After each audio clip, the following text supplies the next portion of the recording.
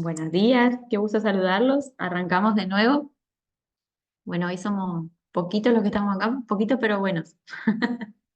Ya nos estuvimos saludando hace un ratito, así que bueno, saludamos también a quienes lo van a ver después y bueno, con muy ricas bendiciones para arrancar esta jornada de lunes. Y bueno, ya falta mucho menos para terminar, falta poquitito, así que vamos ahí a ponerle muchas ganas. Bueno, hermanos, Esther, ¿querés dirigirnos en una oración?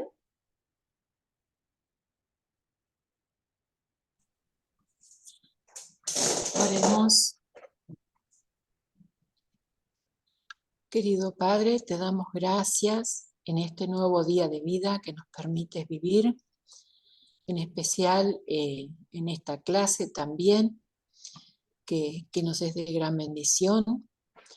Te agradezco, Señor, te agradezco por mis compañeros que están cursando, eh, por la profesora en especial, Señor. Te doy gracias por el director del seminario, Señor, por todo este trabajo, Padre. Bendice a cada uno, Señor. Te damos muchas gracias por esta oportunidad. Nos ponemos en tus manos con mucha fe, Señor, y esperanza. Te bendecimos y te alabamos, Padre, por esto. En el bendito nombre de Jesús lo pido. Amén. Amén. Gracias, Esther. Bueno, hola Esme, que ahí se sumó también, saludamos. Y bueno, ahora cuando terminemos la clase, que la verdad es que el otro día me olvidé, les voy a dejar con Abraham la consigna del trabajo. Em, Pero bueno, quería decirles que los que entregaron el primer trabajo están todos aprobados. Si bien no aparece ahí la nota en la del foro, están todos aprobados, así que quédense tranquilos. Y bueno, gracias, Esme. Y, y bueno, después le voy a pasar para que quede en la plataforma la consigna del trabajo número 2. ¿Alguno se pudo fijar algo de eso? ¿Estuvo leyendo? ¿No? ¿Sí?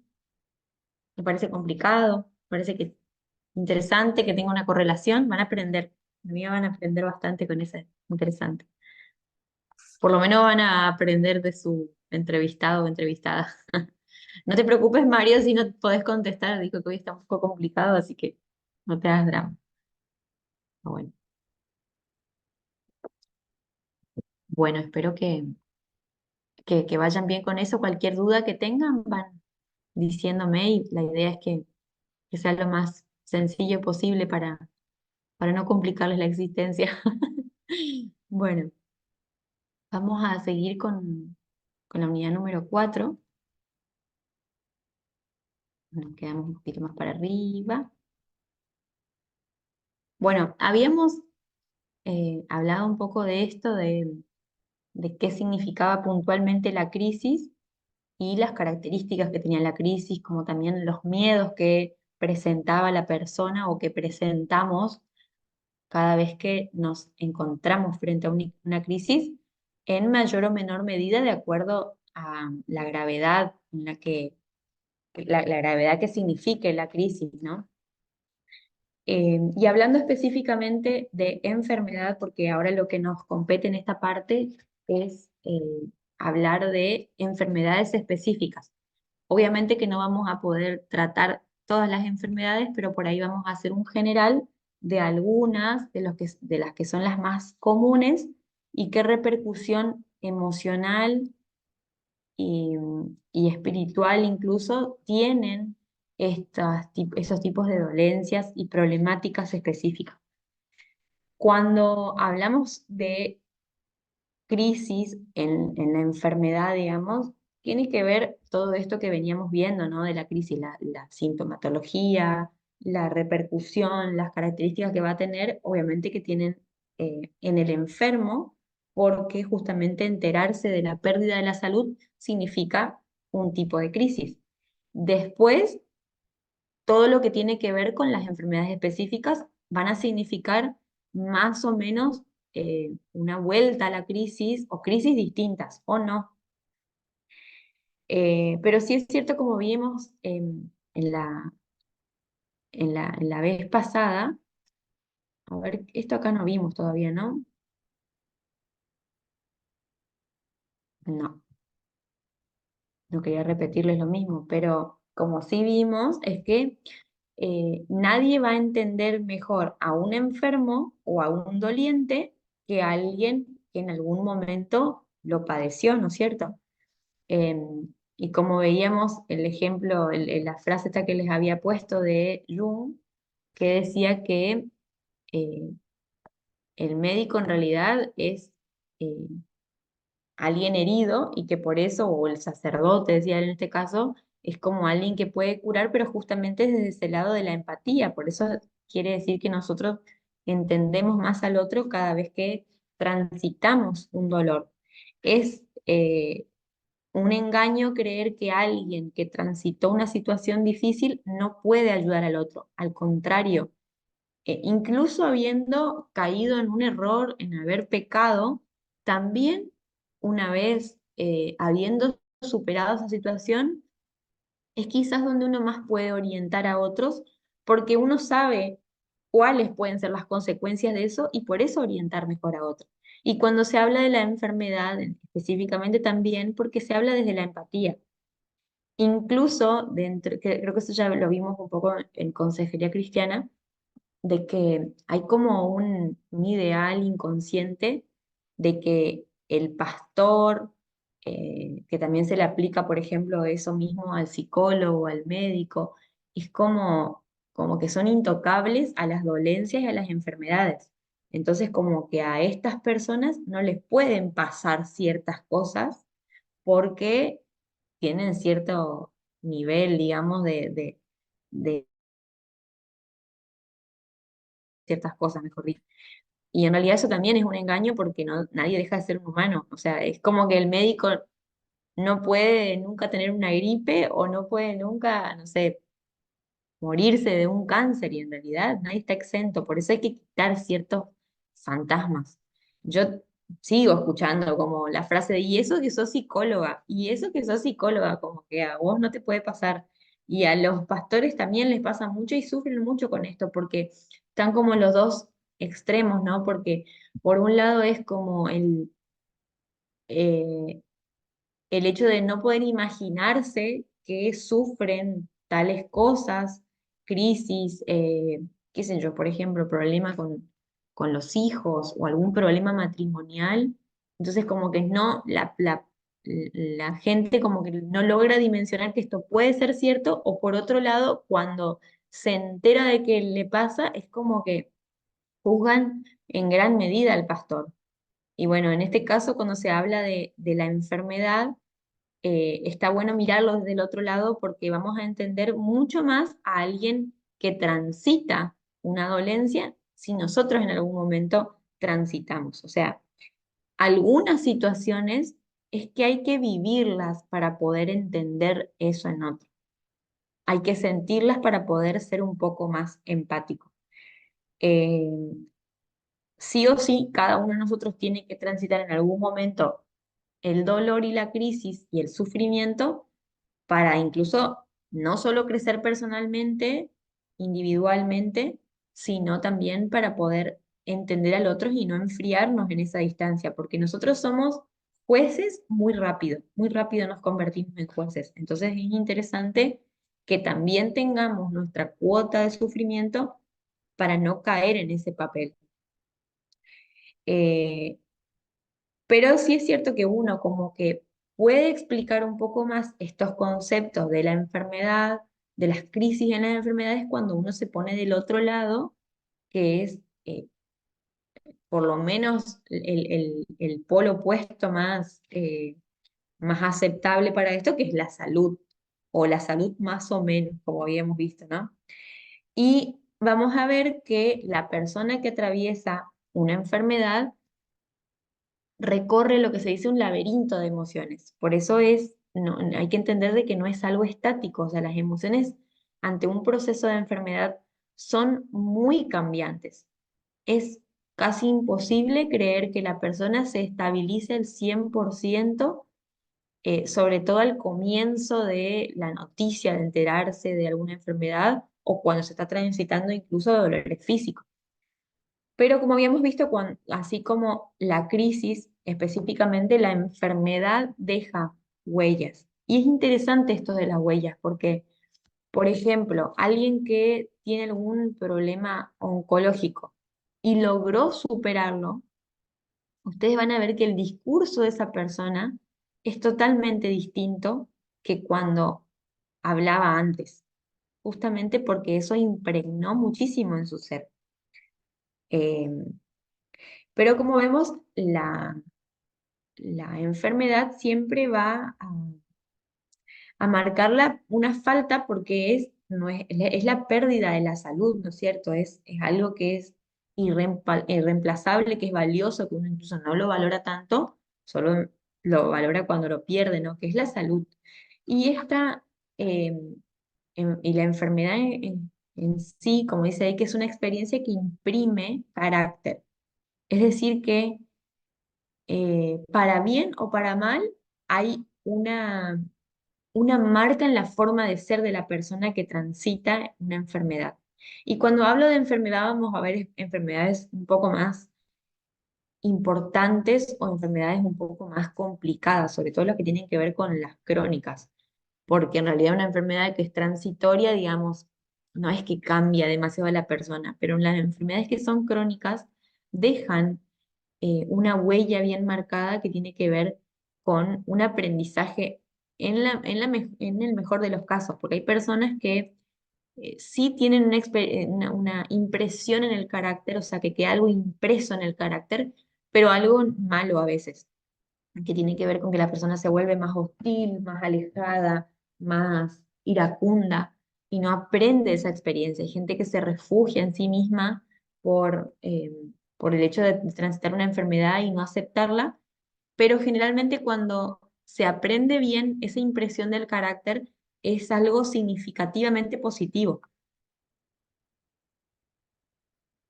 pero generalmente lo que hace es que la persona tenga una visión distinta del mundo, es decir, que como que valora las cosas de otra manera, ¿no? Eh, y como habíamos visto, bueno, supone la pérdida, que es la salud, y aparte es como que no hay una falta solamente de la salud, sino que hay un desequilibrio, una falta, obviamente que en la biología, porque es el cuerpo el que se ve afectado, pero también hay una repercusión psicológica, social e incluso espiritual, porque el mundo que uno conocía antes de la enfermedad se vuelve un poco distinto. Uno empieza a pensar las cosas distintas, a sentir las cosas distintas. El tiempo es distinto y también la gente que nos rodea actúa de una manera distinta. Para bien, tenemos mucha gente que acompaña, pero también aparecen filtros y eso también va haciendo que signifiquen pérdidas, ¿no? Eh, Ahora, algo que hay que entender, perdón, es que la enfermedad implica una subjetividad, es decir, que va a haber algo que va a ser muy distinto en cada uno, y eso es, digamos, lo que siente la persona, la afectividad, es algo que es muy propio de cada persona y es algo que es intransferible, digamos, y es incontrolable. La persona lo va a sentir. La intención, digamos, de ir creciendo en esta crisis es que la persona pueda manejar lo que va sintiendo, que pueda darle un buen puerto. Pero lo que viene es algo incontrolable. Por eso es interesante en ese sentido acompañar a la persona y no hacer que reprima lo que está pasando. Bueno, pero no es tan grave. Bueno, pero fíjate que eh, si vos te concentrás en esto, capaz que dejas de pensar tanto en lo que te está pasando. En un primer momento es necesario que salgan las emociones y poder no, no hacer un fantasma de lo que le está pasando a la persona, porque lo que le pasa es, es irremediable, digamos, le pasa y le pasa. Toqué acá sin querer. Em, Ahora, no siempre supone que sea, como dice ahí, un obstáculo para el crecimiento de la persona, para el desarrollo del ser humano. Muchas veces o sea, tener una enfermedad nadie la quiere, digamos, uno todo el tiempo se está corriendo de eso, ¿no? Y la intención y lo sano vendría a ser como no acercarse o no querer acercarse a lo enfermo de uno, digamos, no querer enfermarse.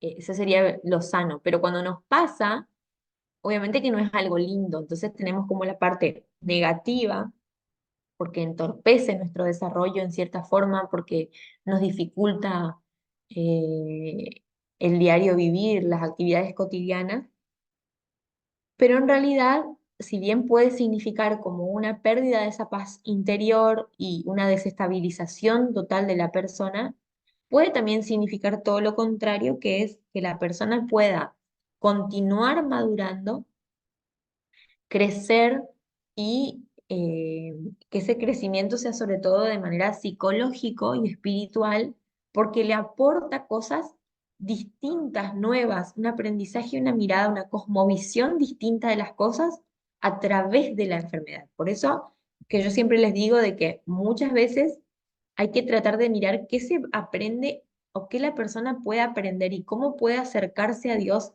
a través de la enfermedad. ¿Qué está significando esta enfermedad para la persona? Si bien nunca se va a encontrar una explicación, digamos, de por qué ese chico se murió tan joven, por qué si tenía esta carrera que significaba, no sé, la movilidad del cuerpo se quedó cuadripléjico, qué sé yo, o sea, como que un porqué no se va a poder encontrar una respuesta a ese por qué. Ahora, el para qué sí puede significar algo para la persona. Pero hay que entender de que esto no se va a dar de la noche a la mañana. La persona va a sufrir algo y ya enseguida va a entender todo y va a crecer psicológicamente. No. O sea, para crecer psicológicamente primero hay que sufrir. Y esa es la parte que nadie quiere, que no queremos.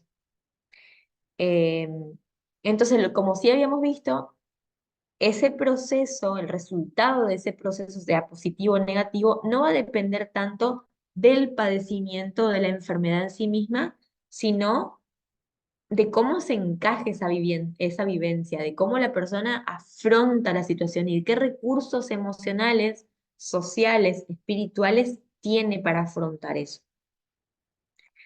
Eh, Ahora, algo interesante, bueno, esto es lo que les decía. Bueno, la esencia de la enfermedad siempre es una falta, ¿sí? Es una pérdida, eso que teníamos y ahora no está. Que es algo justamente, porque es una falta, porque es algo no deseable, es algo que uno, no sé, tiende a huir todo el tiempo, ¿no? Del dolor, del sufrimiento. Eh, y algo que significa la falta a nivel inconsciente es que el enfermo ya no puede fantasear una omnipotencia. Porque nosotros, aunque no lo hagamos consciente, porque es algo que se da de manera inevitable, lo tenemos ahí, que es creer que nosotros podemos con las cosas, que no nos vamos a enfermar, que vamos a estar bien. Hacemos planes porque estamos bien, por ejemplo, y hacemos planes a futuro. Justamente no estamos pensando, o lo normal vendría a ser no estar pensando, y si me enfermo de tal cosa que no voy a poder lograr esto. O sea, nosotros tenemos como esa parte inconsciente de la omnipotencia. Y la falta en el enfermo significa que ya no puedes fantasear esto. Entonces, cada plan a futuro significa un pensar y qué va a pasar con esto. O sea, hay un terror muy grande a eso que va a venir, ¿no? Pero, bueno, justamente aparece esa falta porque el enfermo tiene un cuerpo que ahora es imperfecto, que ya no está bien. Perfecto no hay nadie, digamos, pero en el sentido de la salud, ¿no? De creer que estábamos bien, de esta omnipotencia que les decía. Y obviamente que va a ser un cuerpo que es limitado.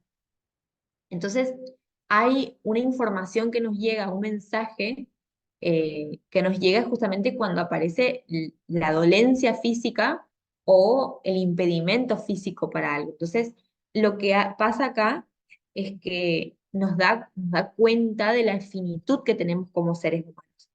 Y fíjense que esto, esa limitación con la que uno se va encontrando en ese sentido, es como lo que más nos muestra que nosotros como que o sea, la enfermedad, como se dice, es como la sombra de la muerte, o sea, nos viene a mostrar que somos finitos y, y justamente bien, por eso viene a significar como un antes y un después de lo que éramos hasta ese momento.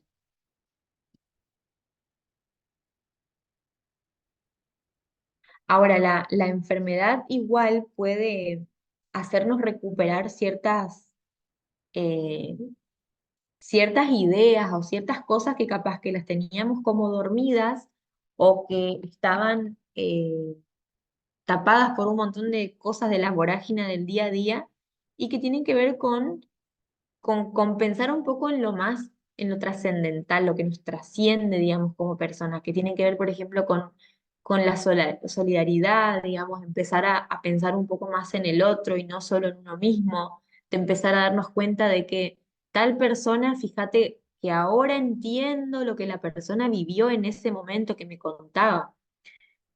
Hace un tiempo escuchaba a una persona que me decía, ahora te entiendo cuando a vos te pasó tal cosa. Y sinceramente a mí me puso triste eso porque no quisiera que la persona pase por lo mismo que yo había pasado.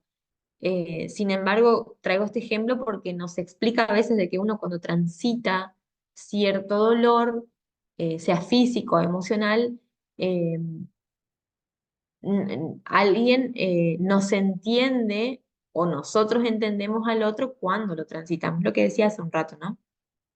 También aparecen ciertas cosas trascendentales como lo relativo de la vida, como empezar a pensar de que no todo es tan así, eh, tan concreto como uno lo creía, ¿no? De que las cosas cambian de un momento a otro y poder ser un poco más abierto a disfrutar el día a día y darnos cuenta de que todo lo que nosotros planeamos como, o que tenemos como estructurado o como que las cosas tienen que ser así, no es real, digamos, no van a ser como uno las cree. Entonces, pensar un poquito eso de lo relativo también trae el proceso de la enfermedad. Es como uno de los beneficios que uno puede encontrar en eso.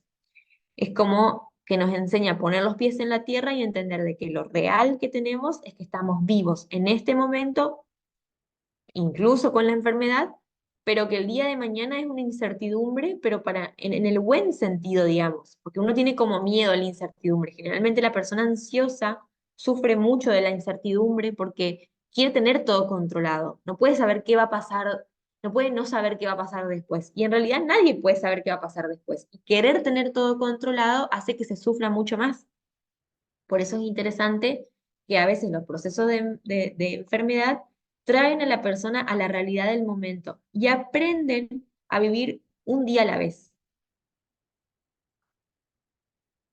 Ahora, también la enfermedad es algo interesante para pensarlo, es que no puede quedar inadvertida, no es que uno puede tener la enfermedad y hacer como si nada. Hay gente que no procesa, que no lo acepta y que realmente vive una mentira. No le cuenta nada a nadie, pero por ahí de golpe tiene un desmayo, por ejemplo. Se enteró de la noticia y no quiere que el resto de los familiares se enteren para que no tengan lástima. Y en realidad eso ata a toda la familia también. O sea, lo mejor que uno puede hacer en ese momento es ser sincero y llevar el proceso de la aceptación de la enfermedad. Y todo el entorno ayuda para esto, incluso el entorno de la iglesia, ¿no? De esto que hablábamos al comienzo, de que la iglesia, y que vamos a ver un poquito también después, de que tiene que ir a esto de ser una comunidad terapéutica que acompañe en todo el proceso de la enfermedad, sea física o emocional o espiritual. Ahora, otro de los beneficios que podemos encontrar es que, bueno, esto de los viejos valores. O sea, toda la gente tiene quizás valores, pero los va, como decíamos, los va como perdiendo. Y lo interesante es que uno lo pueda pensar desde otro lugar, ¿no? Bueno, hay gente que desde el proceso de la enfermedad bueno, se empieza a acercar a Dios. Entonces, bueno, si eso sirvió para que se acerque a Dios, es válido. Eh, bueno, como habíamos visto por ahí, de ser solidarios con otros. Posibilita el cambio hacia otras personas. Hay gente que cuando está en un proceso de enfermedad empieza como a acercarse, empieza a querer hacer las paces con quienes estaba peleado, hay gente que empieza a pedir perdón por cosas que pasaron. Y acá es interesante, y eso, no sé si se acuerdan, en Consejería Cristiana habíamos visto como unos ejemplos sobre esto, donde la persona eh, ante una cirugía, por ejemplo, pedía perdón y se había amigado con todo el mundo, con su hermano, era un ejemplo de, uno específico que habíamos visto. Y después de que pasó había prometido un montón de cosas, y después de que pasó su operación y ya volvió a estar bien, se olvidó de todo, ya no le importaba nada. Bueno, no dice, el punto este de beneficio que dice acá, no va en ese sentido, sino que va en uno real. Cuando la persona atraviesa un proceso de dolor, de sufrimiento o de padecimiento también, y entonces esto es realmente sincero y deja una impronta en serio en la persona, no es que es algo superficial o te pido perdón o nos amigamos de momento o te perdono de momento y después ya cuando me siento mejor me olvido de todo, no, en realidad esto es un cambio real en la persona, significa un cambio real. Eh, bueno, un poco la que ya vimos, que provoca un reconocimiento de lo perdido, que es la salud. O sea, uno de los beneficios cuando... Beneficio va, obviamente que entre comillas, porque no es lindo transitar una enfermedad. Sí podemos encontrar que de lo malo podemos rescatar algo que sea fructífero para la persona. Entonces, en el reconocimiento de que la salud ya no está más, es donde se empiezan a valorar las pequeñas o grandes muestras de salud dentro de un proceso de enfermedad. Por ejemplo, que alguien esté transitando eh, una enfermedad oncológica, pero que durante el tratamiento se sienta con ánimo, se sienta bien o tenga ganas de comer, por ejemplo. Entonces, todo ese tipo de cosas significa que la persona va valorando realmente la salud. Entonces, también empiezan a darle gusto a las pequeñas cosas, como la charla con un amigo, una buena comida, eh, pasar tiempo con los hijos, etcétera. Qué interesante, ¿no? Pensar esto de no hacerlo cuando uno está en ese proceso, sino empezar a aprovechar las cosas cuando uno está bien. Ahora, en esto que hablamos en un primer momento de que la persona atraviesa un laberinto de emociones, hay ciertas emociones específicas que aparecen en un proceso de enfermedad. Eh, una de ellas es el famoso fogonazo. El fogonazo es como hace referencia como algo que impacta fuerte en la persona, que hace que movilice a la persona. Y muchas veces la gente lo siente físicamente, como un escalofrío que le recorrió el cuerpo, como un calor que se le subió, como que se le temblaron de golpe las piernas, como que sintió que se mareaba y que se iba a desmayar. Eh, Acá, por ejemplo, en el libro pone un ejemplo de una persona que se enteró, el médico le daba la noticia de que tenía cáncer, entonces no era algo definitivo, pero que habían aparecido unas células malignas. Entonces apareció la idea de que se iba a morir. Entonces, justamente, tengo cáncer, estoy próximo a la muerte, fue como lo primero que se le vino a la cabeza y se le vino a la sensación de todas estas cosas en el cuerpo, ¿no? Entonces, no, las emociones hay que saber que se experimentan sí o sí en el cuerpo. Entonces es como algo que aparece como una ráfaga, como algo fuerte que desestabiliza todo lo que la persona tenía, ¿no? Eh, Algo normal, una actitud normal que suele aparecer en la persona cuando atraviesa esto es que hay un repliegue sobre sí mismo, que es el famoso mecanismo de la regresión. Entonces la persona, ante una noticia así, o sea, eso tiene un gran impacto psicológico y se puede ver que se retrae emocionalmente, como cuando como cuando es niño, digamos, vuelve a la posición fetal, incluso no solo psicológicamente se retrae de esa forma, sino que se puede ver que en la persona se experimenta esto físicamente. Entonces la persona se retrae y vuelve y se dobla, incluso se retuerce por lo que significa la, la, la noticia, ¿no? La aparición de una enfermedad. Entonces, eh, justamente la persona se siente incapaz de defenderse frente a la noticia, se siente totalmente indefenso, se siente como un niño y por eso aparecen estos mecanismos regresivos, ¿no? Justamente porque eh, es en la infancia donde el niño, digamos, es muy frágil al dolor, todavía no tiene los recursos emocionales como para protegerse del dolor, digamos, y se refugia en lo conocido, en el llanto, en el berrinche, en el enojo. Entonces son eh, manifestaciones que aparecen en la vida adulta justamente porque aparece esta fragilidad de la vida, ¿no? Ese encontrarse con algo que uno, con lo que uno no, para lo que uno no está preparado, digamos. Eh, todas las personas responden de la misma manera con una actitud regresiva, todos. Ahora, esto no es ni positivo ni negativo, sino que simplemente el tema es cómo se retrabaje eso, cómo va a ser el después. Cada ser humano se protege de alguna manera de ese fogonazo y lo interesante es que después de esa primera protección, que es la regresión, se puede incluso acompañar a la persona.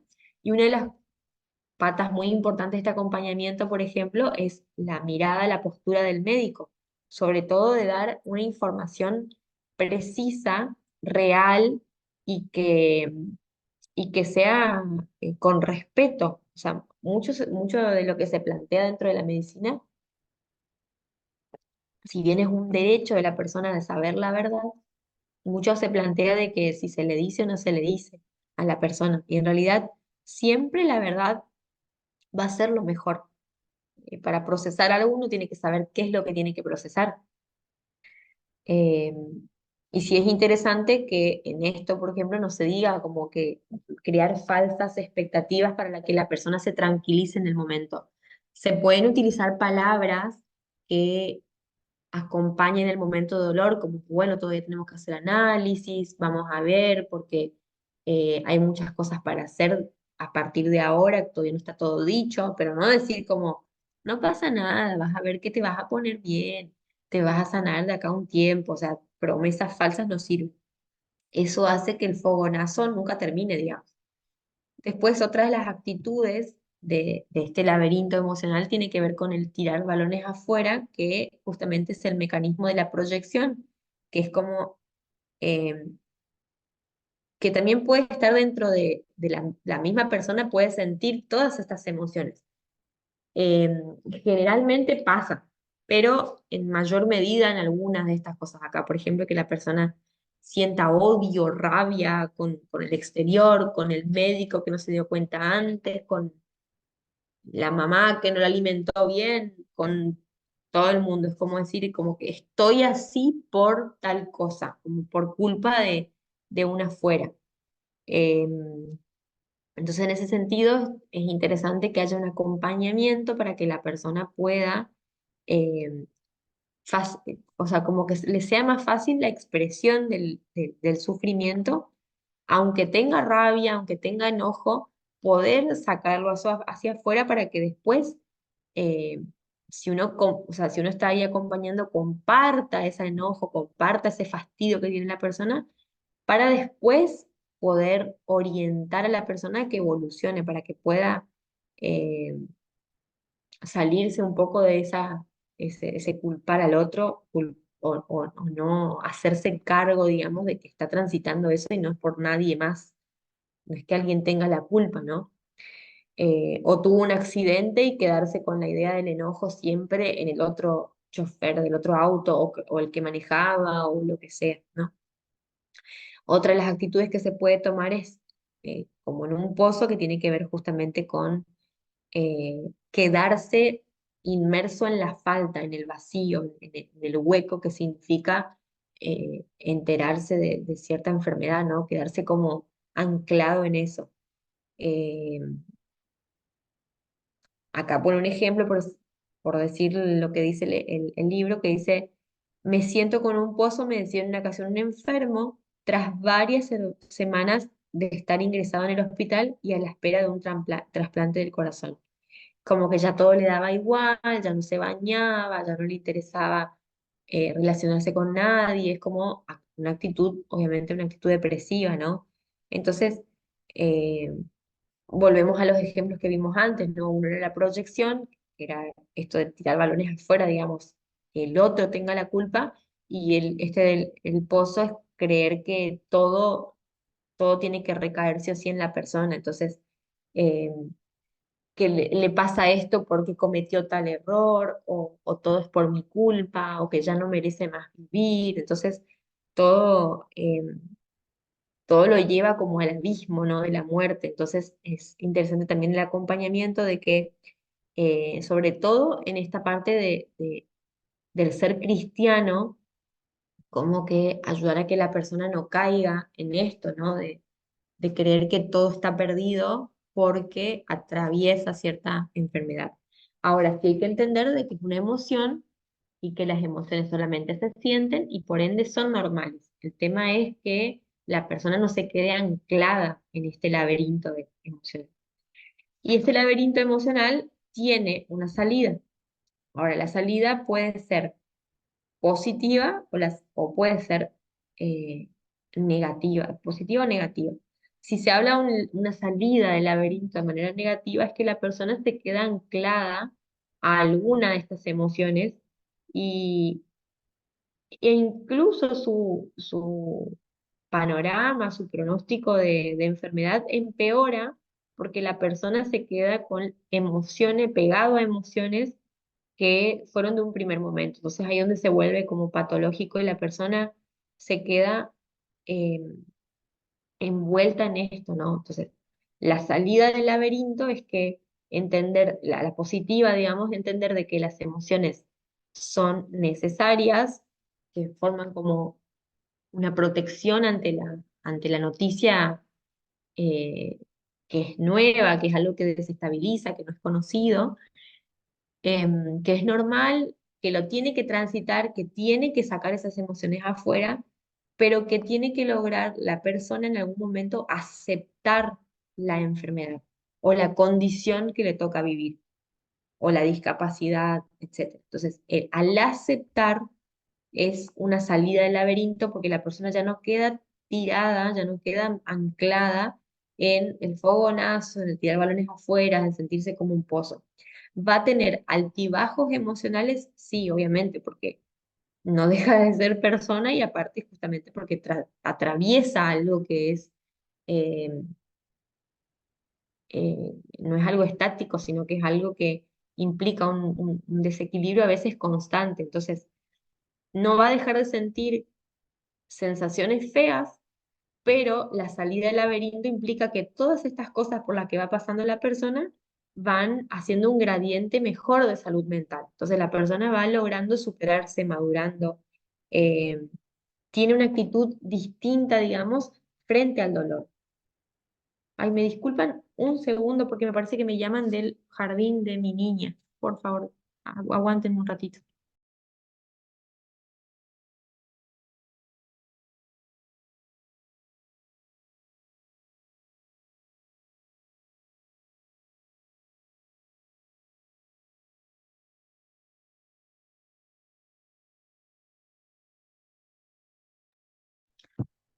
Ay, gente, me van a tener que disculpar un ratito, voy a tener que ir volando al jardín de mi niña que me acaban de decir que se hizo pis y en el jardín no la cambian, entonces voy a tener que ir a hacerme cargo de eso. ¿Me aguantan un ratito y les aviso con Abraham cuando vuelvo, por favor? Bueno, seguimos. Nos habíamos quedado justo en esta parte y bueno, entramos a lo que tiene que ver con los pacientes crónicos. ¿Qué entienden ustedes por paciente crónico? ¿Qué es la cronicidad?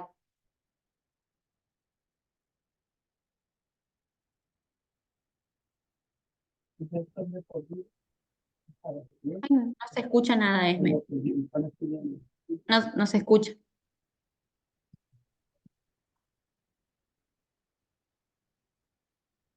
¿Sí? Ahí sí.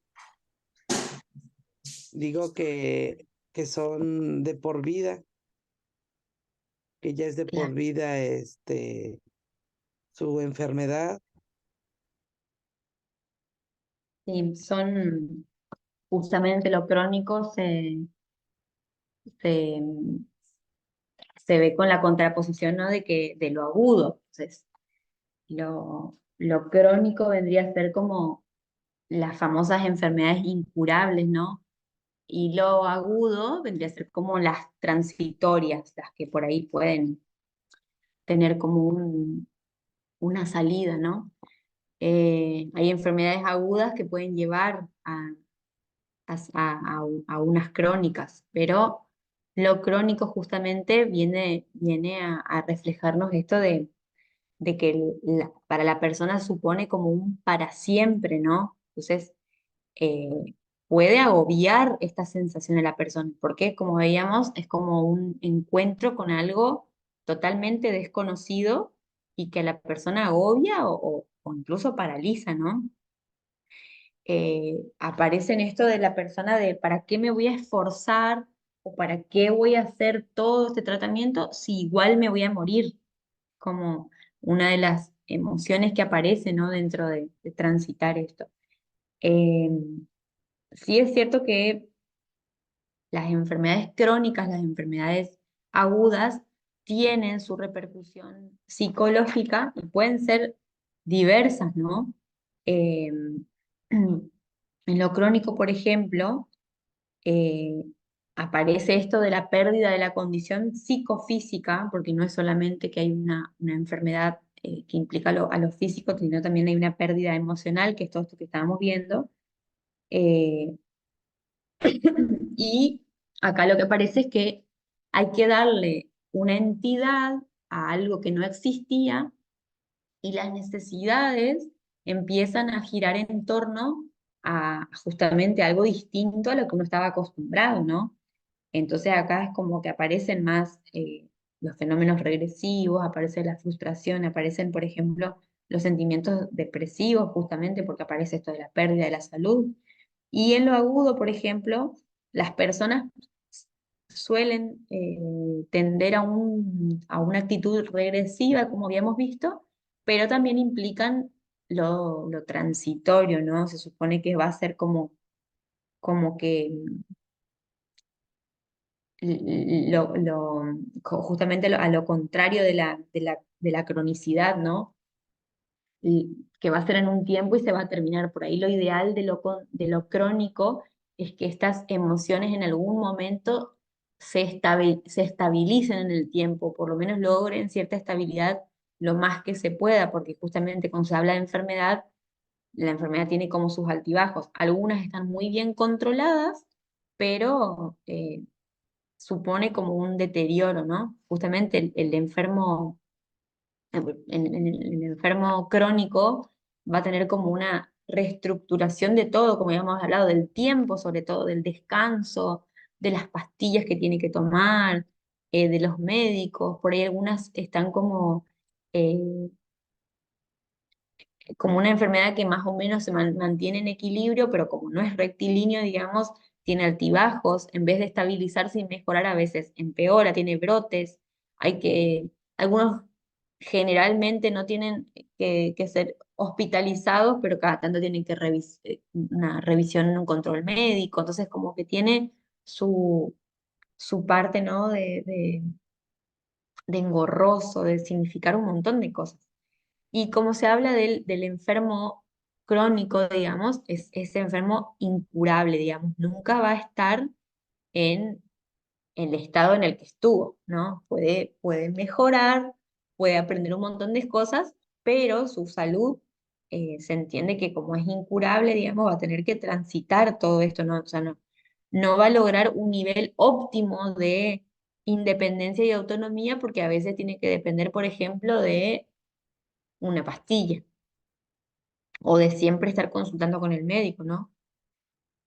Eh, lo que supone una enfermedad crónica quiere decir que es aquella en que los síntomas de la persona se van a prolongar a largo plazo, eh, de manera que perjudican a la persona a seguir con sus actividades de la vida cotidiana, ¿no? Entonces, afecta a nivel cognitivo, que puede ser, por ejemplo, la enfermedad del Alzheimer, al nivel motor, digamos, una discapacidad física, una hemiplegia, a nivel psicológico, tener, por ejemplo, una esquizofrenia, un trastorno bipolar, a nivel social, digamos, que impide alguna incapacidad, por ejemplo, incluso en el habla, o que también esas tengan que ver con lo motor y no poder moverse, entonces lo social se dificulta.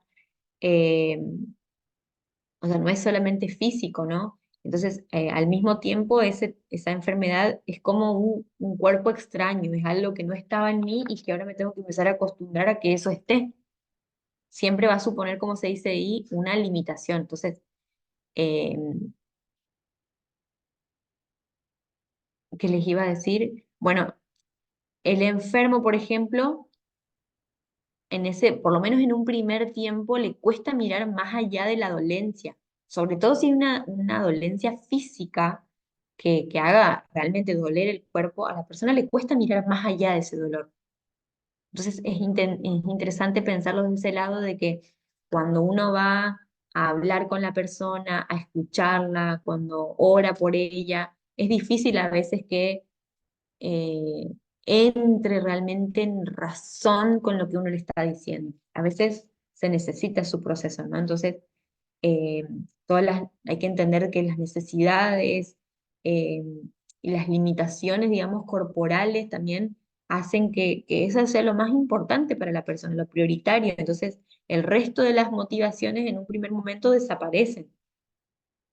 Ahora, como habíamos visto, esto de las enfermedades en general, pero sobre todo las crónicas, nos hacen ser más conscientes de lo finito que somos, de la falta que tenemos en general y implica, digamos, tener una relación diferente con nosotros mismos, una mirada de nosotros mismos distinta, incluso con los demás, con el entorno, ¿no? Así que hay como un redescubrir de todas estas cosas. Ay, ¿qué hice?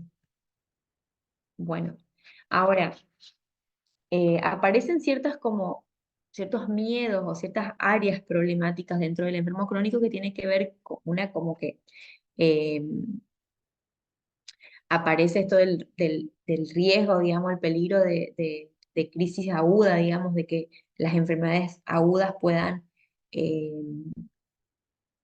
eh, provocar cierta enfermedad crónica o incluso también se suele pensar de que eh, la enfermedad crónica puede tener una comorbilidad, digamos, y tener otras enfermedades, por ejemplo, no sé, eh, un diabético, por ejemplo, bueno, que se haga un corte y que esa herida cueste en sanarse. Entonces hay peligros o alguien que tiene una una enfermedad del sistema inmune y que constantemente se engripe bueno, que sus defensas bajen tanto que esté expuesto todo el tiempo a enfermedades chiquititas, pero que pueden ser graves a largo plazo, ¿no?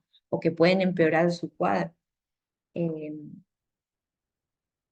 Ahora, es interesante saber que toda persona que atraviesa una enfermedad y sobre todo en el primer tiempo de enterarse, aparecen emociones como bueno, esos sentimientos depresivos, ¿no? Y también de ansiedad y de mucho miedo, justamente porque se ve el futuro como algo temible, ¿sí? Pero como que también hay personas que son muy independientes y de golpe tener que encontrarse con esta dependencia o creer que todo el tiempo van a tener que depender de otros significa como un gran monto de angustia para la persona. Bueno, también otra área problemática es que hay una gestión del régimen terapéutico y del nuevo estilo de vida, porque la persona va a tener que adaptarse a algo eh, distinto, algo que no conocía, algo que, que, bueno, como que tiene que ir construyendo una vida en base a la enfermedad. Es muy interesante esto porque la idea es que la persona no haga esto solamente, sino que él pueda o ella pueda construir su vida más allá de la enfermedad, que no viva solamente a través de su enfermedad, sino, o sea, es inevitable que la enfermedad marque ciertas pautas de alimentación, de tiempo, de cosas que puede hacer y que no, pero el nuevo estilo de vida puede ser algo muy bueno porque puede girar en torno a otras cosas y no solamente la enfermedad, o sea, no tiene que girar la vida alrededor de la enfermedad más allá de que determine ciertas cosas. Bueno, otro riesgo, por ejemplo, es que se puede llegar a un aislamiento social porque la persona se vuelve a veces muy negativa, entonces al perder autonomía, cuando hay una persona con invalidez, por ejemplo, eh, cuando hay amenazas de que de- de posibles enfermedades, como decía, las agudas, como que tiene que cuidarse mucho, a veces la persona directamente se aísla para no involucrar a los otros o porque no quiere dar explicaciones, por ejemplo. Y otra de las cuestiones muy importantes es el contexto familiar, porque cuando hay una persona que enferma, hay una familia que enferma, o sea, es el sistema que enferma también, porque tiene que hacer frente a algo que significa una movilización para todos, o sea, hay algo que se desestructura, sobre todo si se trata de una persona que va a depender de consultas médicas, de que no va a poder trabajar como antes. Entonces, implica una movilización para toda la familia. Hay una de ustedes que contaba que bueno, que en su experiencia de que el marido estaba con una limitación física, ¿no? Y que la mujer se había hecho cargo de un montón de cosas y que él no podía ver nada bueno y que eso movilizó a toda la familia, ¿no? Y sigue movilizando todavía porque significa, si no se afronta esto de la mejor manera o de una manera madura, lleva a un deterioro incluso de la familia porque toda la familia tiene que readaptarse a lo que está pasando, ¿no? A que la economía cambie, a que el tiempo cambie, eh, a quien trabaje, quien no, todo es como una gran movilización. Por eso es que interesante la iglesia como acompañamiento, como asesoramiento, ¿no? No para salvar de todas las cosas, pero sí como acompañamiento, ¿no? Bueno, ahora vamos a ir puntualmente a- al famoso Alzheimer o el síndrome demencial y cómo esto eh, tiene su repercusión también en la familia. Bueno, es como el enfermo de Alzheimer se le dice que es como el loco del siglo XXI, ¿no? Eh, que fíjense qué importante una persona que esté bien diagnosticada, porque, por ejemplo, les cuento, bueno, yo trabajo en el área de la mujer y, bueno, ahí nosotros atendemos a las denuncias por violencia de género, que generalmente son denuncias hechas por mujeres o por representantes de alguna mujer, porque, bueno, hay violencia doméstica por parte de la pareja, que es generalmente lo que pasa, pero también pasa de todo, digamos, hay a veces situaciones con abuelos, con vecinos, etcétera. Pero había una que traigo acá porque es interesante. Había una abuelita que había hecho, que en realidad sus hijas habían hecho la denuncia, ella está casada hace unos cuantos años con un hombre, pero no es el papá de sus hijas, y sus hijas habían hecho la denuncia porque este hombre empezó a ser violento con ella. Nosotros la entrevistamos ya en dos oportunidades, y bueno, él había tenido exclusión de la casa, eh, ella nos contó toda la situación, y si uno no conoce todo el contexto, puede pensar de que es una persona totalmente manipulada, porque ella decía, él antes no era así, él cambió mucho, y de golpe se puso así, él a veces es así, violento, agresivo, y a veces no. Bueno, y después recabando toda la información,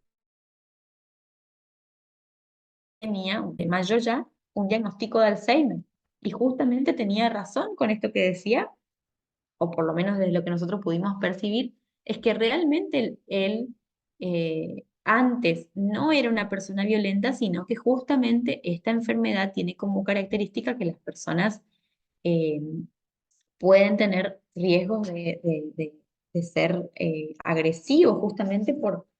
Me cae una aguja.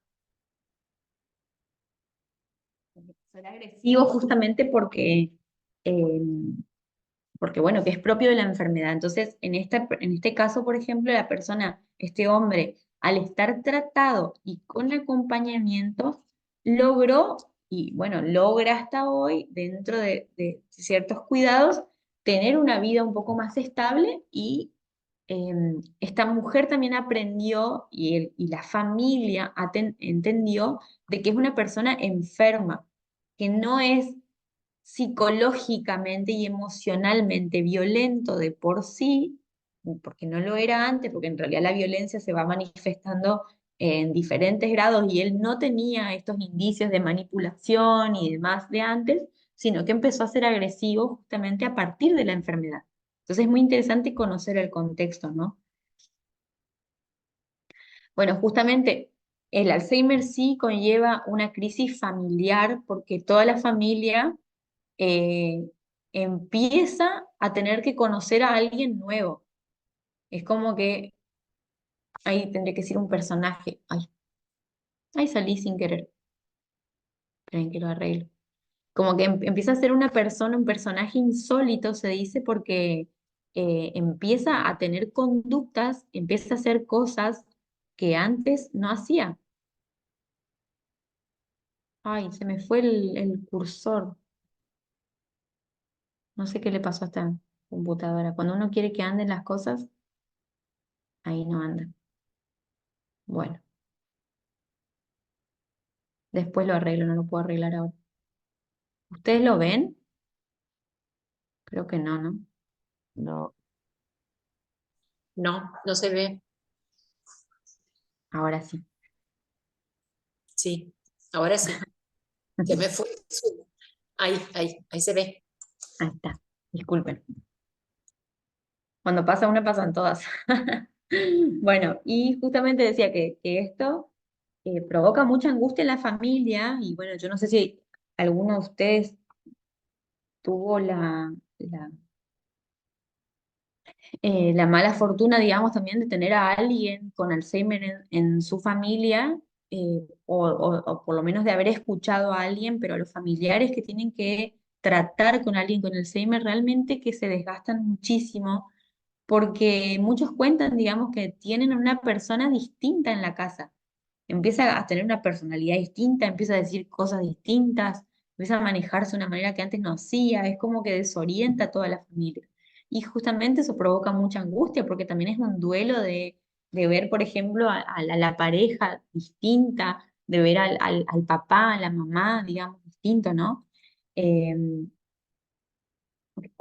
bueno, el Alzheimer tiene como algunas características propias que es justamente que tiene una transmisión hereditaria, digamos, entonces siempre que se va a tratar con una persona con Alzheimer, eh, se constata, digamos, si hubo demencia en el padre o la madre, o en abuelos, o en generaciones atrás, ¿no?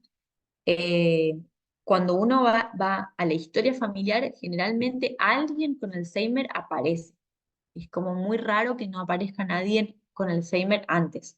Ahora, no quiere decir que alguien que tuvo un familiar con Alzheimer lo va a tener, o sea, eso es, o los papás con Alzheimer sí o sí uno va a tener, no, pero sí es como uno de los factores de riesgo se considera.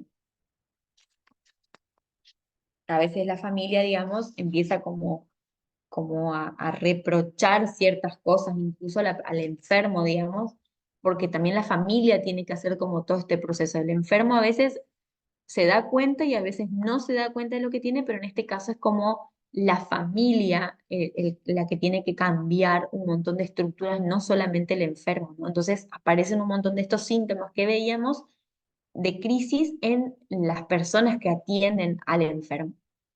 Y bueno, otra cosa que es muy interesante y triste esta enfermedad es que implica su cronicidad, o sea, una enfermedad que es irreversible y que finaliza con la muerte, digamos. Va agravando la persona a tal punto en que la persona, bueno, se deteriora y finaliza con la muerte. Incluso esto es en ese sentido similar a la enfermedad del Parkinson. Hay gente que cuenta, por ejemplo, que, que no ve a una persona con Parkinson.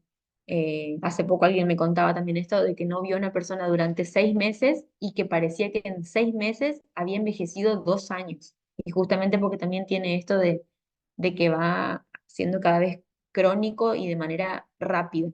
No quiere decir que en pocos años se muera, pero sí es una enfermedad que deteriora mucho. Ahora, con tratamiento, con medicación, es una persona que puede lograr cierta estabilidad, pero siempre van a aparecer síntomas, ¿no? De pérdida de la memoria, de que se va a otras etapas. Mi abuela, por ejemplo, sufrió Alzheimer y, y decía cada cosa, por ahí se escapaba, tenía como o sea, pues yo, no, yo por ahí no lo sentí tanto, pero sí, mi mamá, por ejemplo, vivió esa enfermedad muy de cerca, de tratarla y demás, y de que por ahí se enoje o por ahí pensaba cosas, por ahí estaba todo bien un día, después estaba todo mal, después le hablaba de sus novios de la infancia, después le decía que tenía, que en el momento tenía 2 novios y que le iban a visitar y por ahí se escapaba y hacía cosas así como que hubiese vuelto, no sé, a una etapa anterior, ¿no? No sabemos a cuál, pero, pero bueno, tiene esto, ¿no? De que es mucho desgaste para la familia.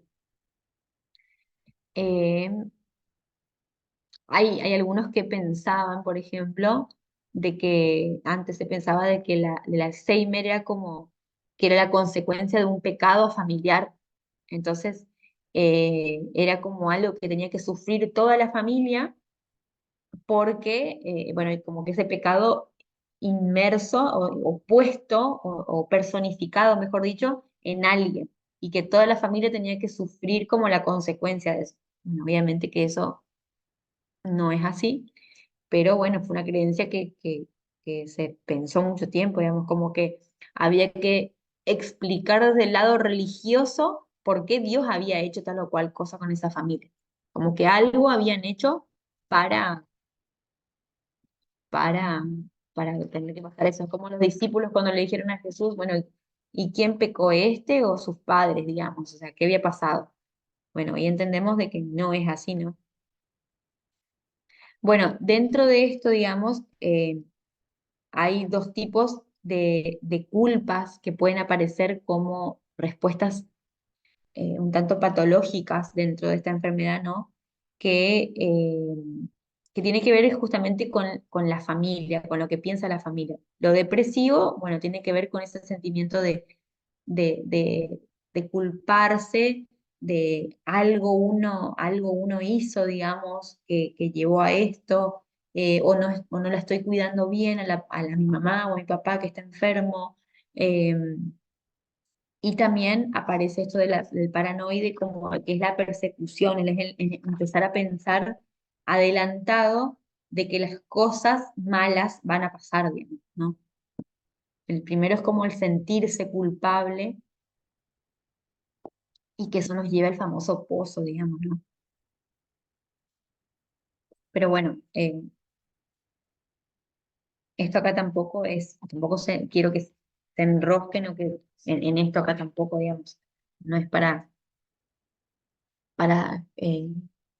hacerles más embrollo en la cabeza. Y después está, bueno, la reparación que vendría a ser como el poder de todo esto ir aprendiendo cómo manejarse, hacer ciertos estilos de vida distintos para el papá o la mamá o la persona que está transitando esto. Que la familia como que toda colabore, que cada uno tenga su rol, entonces son mecanismos de reparación, ¿no? ¿Alguna pregunta hasta acá? ¿Alguien quiere comentar algo?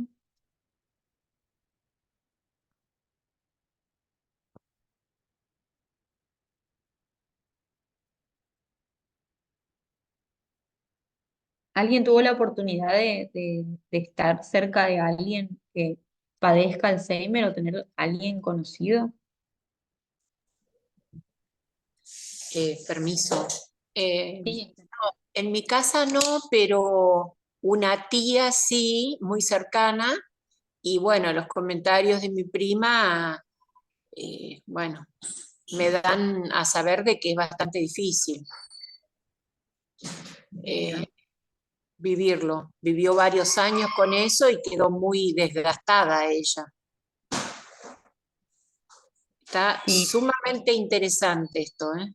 Gracias. gracias Esther por compartir. Es interesante también que vamos a ver que la familia cuando atraviesa una situación así, sea de Alzheimer o acompañar otro tipo de enfermedad que genera mucho deterioro en un miembro de la familia, aparece esto justamente de las culpas, ¿no?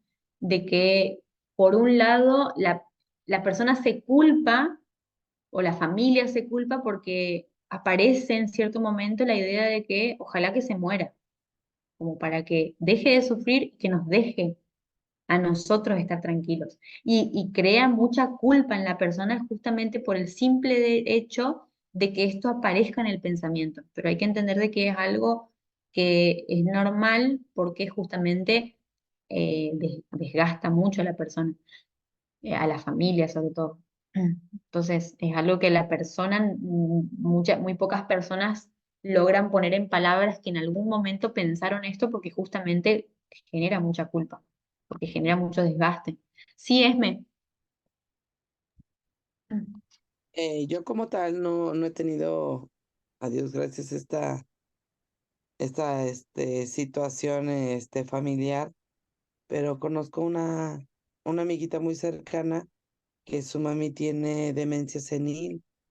Ajá, Este, ella luego nos platica que ella es muy triste ver a su mami, que luego le dice, señora, lléveme con mis hijos, claro. lléveme, es que ellos están solitos, como que ella se traslada a una época Cuando era donde sus chiquita. hijos eran pequeñitos. Y dice que de momento así está comiendo y aparentemente está tranquila y empieza a llorar, pero con una angustia, con una tristeza, y le dice, por favor, señora, lléveme con mis hijos, Ay, ellos qué están difícil. solitos. Y dice, y para mí, dice, ver a mi chiquita, le dice así a su mami, dice, es un dolor, dice, porque yo la abrazo y le digo, sí, yo la llevo, tranquila, dice, pero no se consuela. Dice, entonces tenemos que salir de casa, dice, la tengo que llevar a hacer compras o a pasear como para distraerla. Dice, ya Sí, después la abrazo y le digo, mami, yo soy su hija, porque ella es la menor de las claro. hijas. Es Y interesante lo que dice, trae. ella de momento, dice, entra así como que en una tranquilidad momentánea, ¿no? Dice, pero no pasa mucho el tiempo cuando ella nuevamente vuelve a llorar. Dice, y para nosotros es sumamente difícil como hijos ver que ni a nosotros los hijos nos reconocen. Dice, Sí, y ella sufre mucho, porque en eso de no recordar, sufre, dice, pero también sufrimos todos los que la vemos. sí. Sí, sí, porque está como en un mundo extraño. Ahora qué interesante esto que vos decís, Esme, que son como técnicas que también la familia fue aprendiendo, porque si bien no resuelve el problema, son como los famosos cuidados paliativos, ¿no? Entonces, aprendió esta familia, porque no hay una receta mágica de qué hacer.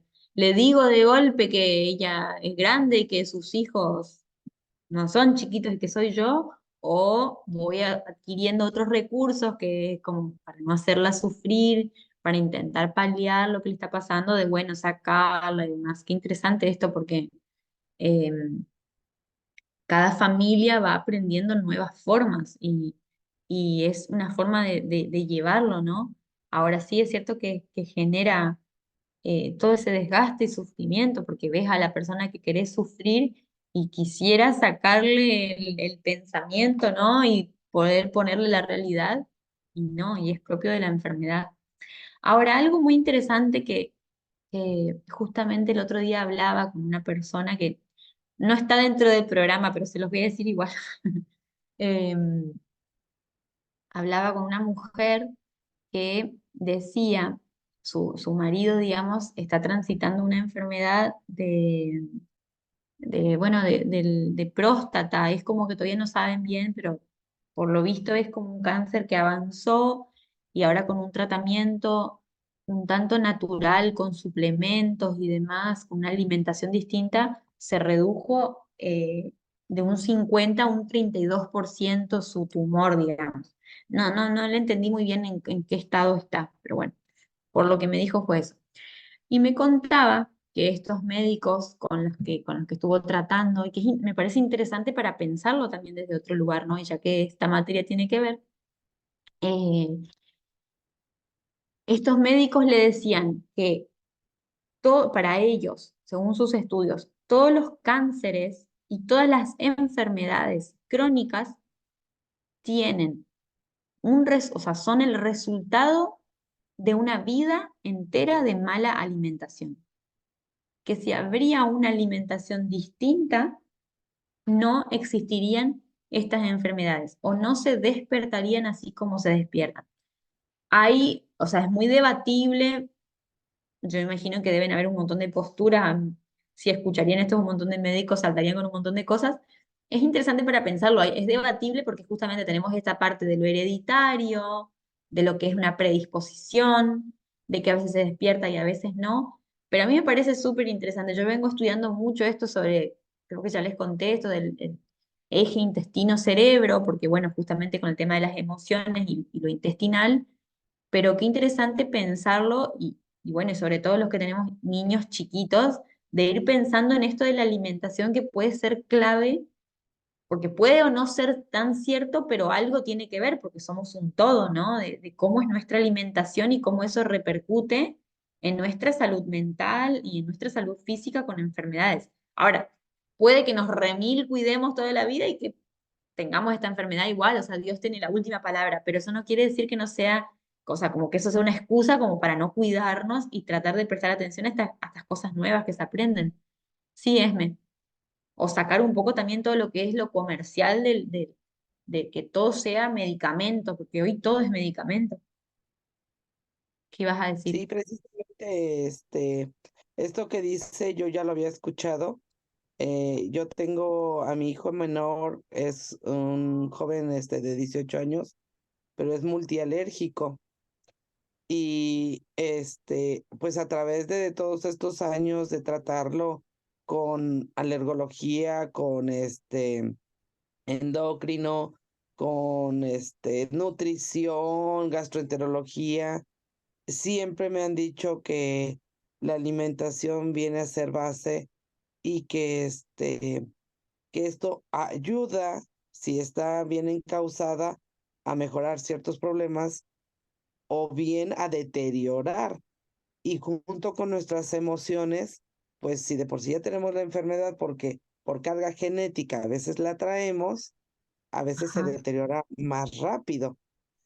Y ciertamente, hace un par de días yo llevé a mis nietos nuevamente al alergólogo porque ellos presentan una dermatitis que no le encontraba a mi hija el origen. Pero yo con el antecedente de mi hijo, yo dije, son alérgicos. Precisamente los llevo a consulta y mi nietecito mayor ya tenía una dieta muy, de mucho pan, de mucho cereal, de mucha comida, chatarra, puede uno decirlo así, ajá, porque vivía en Estados Unidos. Entonces, en Estados Unidos la alimentación es totalmente diferente a la alimentación que en México se tiene, ¿no? Que es más a base de verduras, de frutas y de proteínas como tal. Allá casi todo es más sintético. Y él ya presenta ciertas situaciones de salud a sus 4 años, que mirá vos. cuando la doctora lo vio, dijo, esto es cambio de la alimentación radical. Y ya sabes lo que es radical. O sea, es fuera yogur, fuera leche, fuera pizzas, fuera cereal, hot dogs y todo lo que Y toda la intoxica. familia tiene que cambiar, porque si no, es Es imposible. un cambio radical, exactamente, no nada más en el menor, sino ahora en los que lo rodeamos, ¿no? Y qué importante, porque pues si digamos, el papá es alérgico, el tío es alérgico, entonces ya hay carga genética en él, ¿no? Que va a ser alérgico, pero ¿qué lo hizo, qué lo predispuso? Pues la La alimentación. alimentación. Si él hubiese Es tenido súper una interesante. alimentación a lo mejor más sana, pues a lo No lo mejor esas despertaba. alergias no se hubieran despertado Ahora, con la exactamente. edad que tiene, puede irse, digamos, tiene todo un camino por delante para hacer una buena alimentación. Es lo mismo que que la actividad física, que para mí la actividad física debería ser como una receta. O sea, todos los médicos deberían recetar sí o sí actividad física. Y lo interesante es que, bueno, es un poco distinto que de la alimentación, que como tiene que ver con toda nuestra vida. Pero en la actividad física, si bien va a ayudar que lo hagamos desde jóvenes o desde niños, está comprobado, digamos, de que una persona que es grande puede obtener muy buenos resultados si empieza, o sea, no importa la edad que empiece, puede tener muy buenos resultados, por eso tiene que ser como un acompañamiento. La otra vez miraba unos testimonios de un programa que tiene un gastroenterólogo. A mí me gusta mirar cómo que la gente opine, digamos, de qué le funcionó, sino para qué.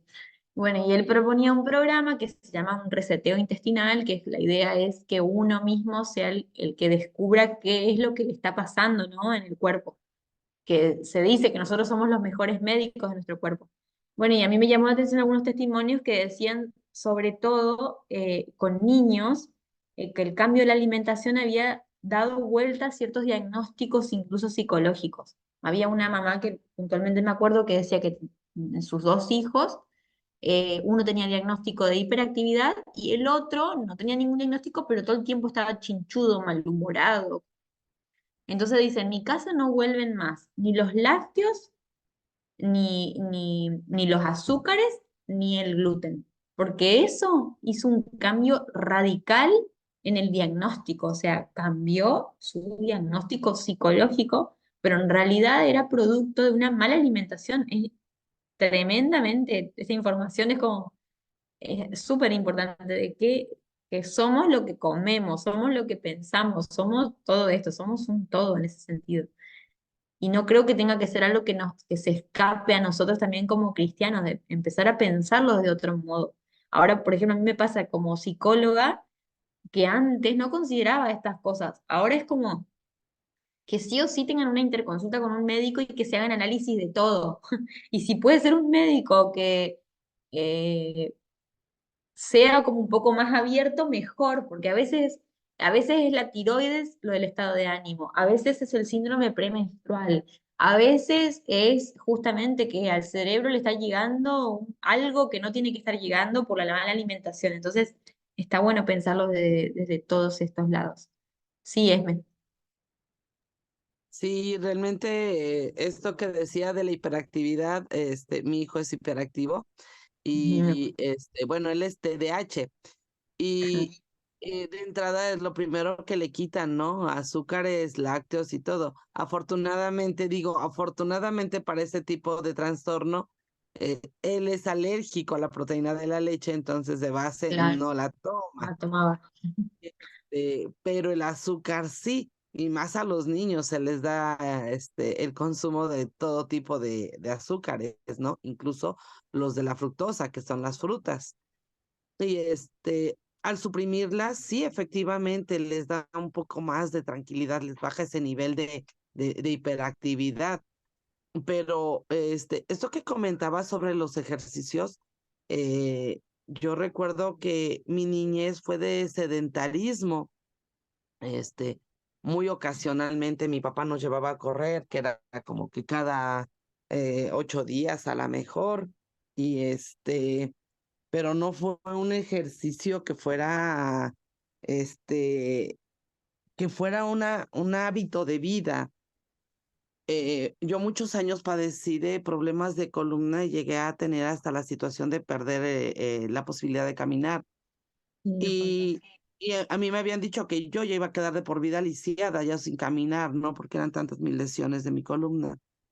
Cuando yo empiezo a nadar, porque yo ya logré caminar y le pido al doctor una actividad, él me dice cualquiera menos algo de alto impacto. Ah, Y ujú. yo le digo, ¿podré nadar? Y me dice, ¿sabes nadar? Le digo, sí, aprendí desde los 12 años. Dice, esa es la vida. De verdad que para mí los primeros días de empezar a nadar era algo tremendo. Yo entré con un grupo de ancianos que iban a rehabilitación. personas hasta de 80 años, y yo me sentía a la par de ellos. Yo bajaba despacito las escaleras, yo subía con mucho cuidado. Era una anciana dentro del agua. Pero una vez que empieza a formar la natación parte de mi vida nuevamente, yo renací, yo volví a vivir, y entonces entendí qué tan vital es el ejercicio. Y por lo menos los mexicanos ya no lo tenemos como hábito. Ya los Mm, mexicanos, lo menos que nos da tiempo es, bueno, ni de caminar, ni de caminar. Acá se nos recomienda que 30 minutos de caminata por lo menos, y ya no se nos da. Ahora estamos llevando dentro de un ministerio que formo parte, un, un plan de nutrición. Hay una hermana que es nutrióloga, y ella nos está así como que regulando nuestra alimentación y todo, pero ella empezó desde el templo del Espíritu Santo. Es ese cuerpo que usted tiene, hermano, y ya, tiene que cuidarlo. Y tal ahí cual. empezamos a rebotar todos los diabéticos, hipertensos, todos los que tenemos enfermedades crónicas, y fuimos los primeritos, así como que yo tengo sobrepeso, yo tengo hipertensión, a mí se me dio la situación de lo de la vesícula y quedé pues con otras secuelas, otras comorbilidades. Entonces, ahora que la hermana nos va guiando, dice uno, si esto le diéramos a nuestros pequeñitos desde que son chiquititos, yo creo Tal que no habría enfermos de 50 años, que ya somos cual. crónicos, no habría jóvenes digo yo jóvenes, porque son jóvenes de 30 años, ya con enfermedades Sí, incluso más así, ¿no? jóvenes. De degenerativas, y dice uno, pues si nada más la alimentación, el ejercicio y los cuidados que a lo mejor antes los abuelos, porque yo recuerdo que sí, los abuelos tenían más eso de salte a caminar, vete a correr, tus verduras, tus frijolitos, o sea, esa alimentación sana, ¿no? Y ahora somos de embutidos, de Y carnes como, refrigeradas, congeladas, y ya no sé, bueno, y ahora el que tiene la oportunidad de una gallinita o un caldito de gallina, ya es algo carísimo, ¿no? Porque ya no se lujos, da, ya no se da exactamente.